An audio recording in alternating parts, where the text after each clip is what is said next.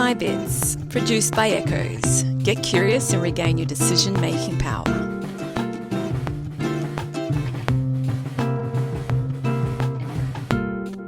Dia, boa tarde and boa noite, good day, good afternoon and good evening, and welcome back, my friends, to MYBITS, produced by ECHOEZ. Today we are at the Rockley Markets here in Brisbane. There's a reason why I've chosen to film here today, and I'll let you in on that in just a moment. But thank you for coming back. I really appreciate having you here. I hope you've had a lovely first few weeks of the year. We're right into it, aren't we?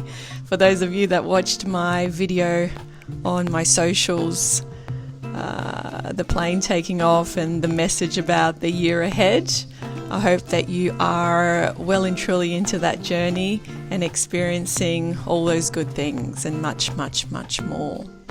So today's message that I have, I was thinking about what to talk about today, and it came to me about family, quality time, and the fact that we really don't know when that will be taken away from us. And obviously we can't live with that in the back of our mind all the time, but we can make a conscious decision to give our very precious time to the people that we love and care about. We can choose to do that. You know, we have so many conveniences that are offered to us that sometimes it's easier to stay home in front of a movie all day, or in front of a video game all day, or in front of a computer all day, and we forget what's truly important and something that's priceless, and that when it's gone, it's gone. You know, so the reason why I wanted to film here is because I absolutely love seeing people out and about and together. The markets is a place where people choose to come to for various reasons, whether it's to look for a bargain, whether it's to buy, produce that's fresh and maybe, from a farm as opposed to heavily produced. You see people together. You see couples, you see families, you see parents with their children. You do see some people walking around alone, and I was one of those people today, walking around alone in this beautiful market, buying the things I had to buy and enjoying the community, and just watching people go by their day-to-day life. We've all watched in the last few years the world that we knew turn upside down. There's a few different ways you can look at that. We can feel privileged that we're here to see this transformation, which I feel that, right? Because I do feel that it is a transformation, and I do feel that there is a lot of good happening and a lot of good that will happen. But for that to happen, a lot of challenging, painful things have had to take place. A lot of disconnection, a lot of illness, a lot of challenges, a lot of things that don't bring good feeling and good energy. And those of us that are a little bit more sensitive to those feelings and picking things up have really been through the ringer in the past few years, and watching things happen and not agreeing with it or agreeing with it, or whatever it is. It's been full on. It's been full on. And I think that one of the biggest things that I've seen and encountered through my own family and friends, or from hearing about close colleagues, or even family and friends experiencing with other people, is the degeneration of, I think that's the word, of health, whether that be physical or mental health, and the disconnection that's caused between people. because sometimes when, let's say, we talk about the mental health aspects of things, sometimes when there is a disassociation or there is, something happens in that realm, people tend to disconnect a little bit, and it's hard to navigate. It's really hard to navigate. And one of the things that I think that helps in those sorts of instances is the connection between people. Obviously we need to be patient and we need to have some sort of knowledge of what's going on, but it really does make people pull away and almost put their head in the sand. And obviously I'm not generalizing, I'm just saying that this can happen. Yeah, because when someone doesn't feel good, they try to obviously find answers on their own. And sometimes when the answers aren't found as quickly as they want, or what they're doing isn't working, or things like that, it becomes frustrating, it becomes upsetting, it brings their demeanour down, so that can cause that disconnect.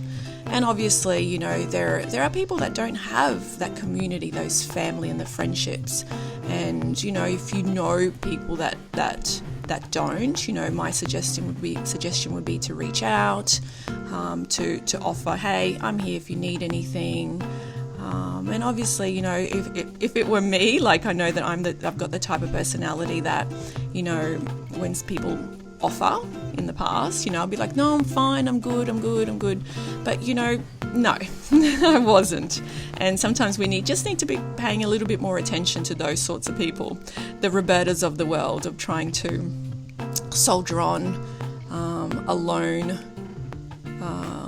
so not to impose on others, and I've learned to navigate that and get better in that and ask for help. But not everyone, is at that. Look, I've got a long way to go, but not everyone is at that point as of yet.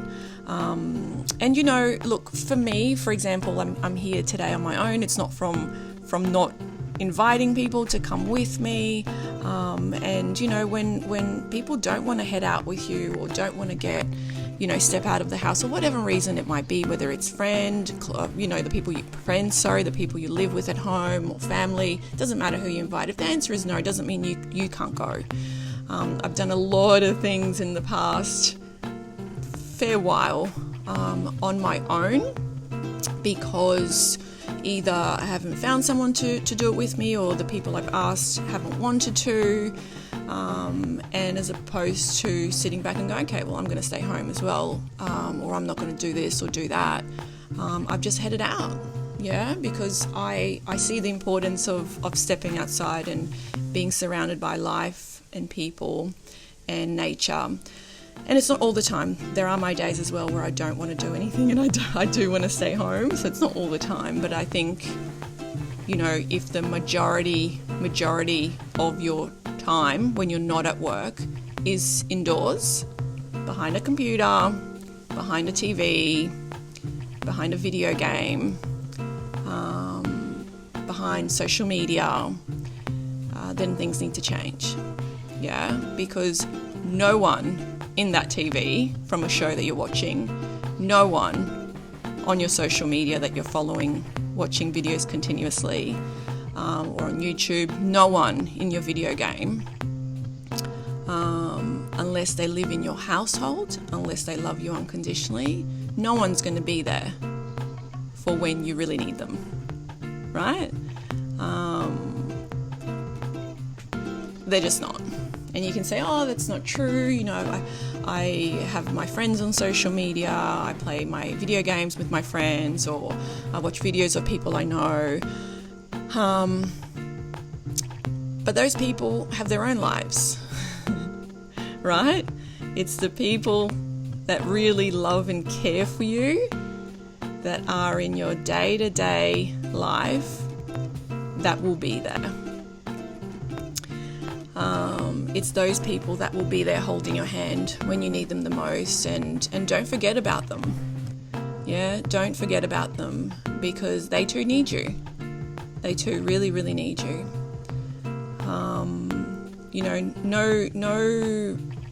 YouTube video that you watch continuously non-stop is going to pay your bills. It's not going to get you to where you want to be. It's not going to make your business go well. No video game in this world is going to make your dreams come true. So pay attention to how many hours you're doing that. If you have a weekend, you work all week, and then you have a weekend where that's all you do. Like, what's going on? Why are you doing that? Why are you ignoring everything else that you say means something to you? Why are you ignoring that? Why are you giving, let's say, 5 to 8 hours of your day sitting doing something that will not form a connection? That is not an experience of living. You're just existing if that's what you're doing. And I know you might look, these people walking past, and it's like, well, those people don't do that every day. They probably go home and do this. Of course, we don't have to spend all day out and all day stuck with someone or anything like that. But it's just priorities. It's just priorities. Look at this beautiful couple holding hands or holding arm to arm. It's beautiful. It's priorities. No, what are you giving your time to? And that's the base of the message. What are you giving your time to? Nothing great came of scrolling through social media endlessly for hours and hours and hours on end. Nothing great ever came from that. Nothing great ever came from obsessively watching a series over and over and over again in front of the TV. Nothing great came from that. Nothing great came from playing video games for hours on end. And as you're doing that, as you're in your room doing that, as you're in your house doing that, life is happening outside and you're missing out. You're missing out. And of course, like if you're going through something and that gets you through it, if you're obviously going through a depression or anxiety or health issues, and that's the highlight of your day and that gets you through the day, that's different, right? It's different because it gives you a little something to look forward to be able to not focus on that illness or that other thing that's happening. But what can also do that is your family and your friends. If you have them, use them. Yeah? If you have them, surround yourself with them. Don't feel bad for taking a day where you just fully veg out a couple of days or whatever. Don't feel bad for that. It's not about feeling bad. This isn't about shame or shaming. This is about just setting a little nugget of curiosity within you and getting you to go, okay, let me review my day. Let me review my weekend. Am I doing that? Am I, of a healthy mind and body that I could be outside experiencing life, do those things at home for an hour or two a day, and the rest of the times I'm working on something that I love, or reading or dancing or playing sport or going out for coffee or for dinner or for walking on the beach, going to the park. It's just all those things that help our mental and our spiritual and our physical health. Because I can tell you, hand on heart, being in a dark room, watching movies all day, playing video games all day, scrolling through social media all day doesn't help your physical, mental or spiritual health. Even if you're unwell, take some time to sit outside if you can. If you need help, ask someone, can you please help me get outside, get some sunshine? If you feel good enough, if you can, ask someone to take you, even to a market like this. You don't need to walk around, just sit and people watch. Yeah? The power is yours, the choice is yours. I'm not trying to be insensitive. I know that sometimes the choice isn't there because it's physically impossible. And if that's you, sit by a window, look outside.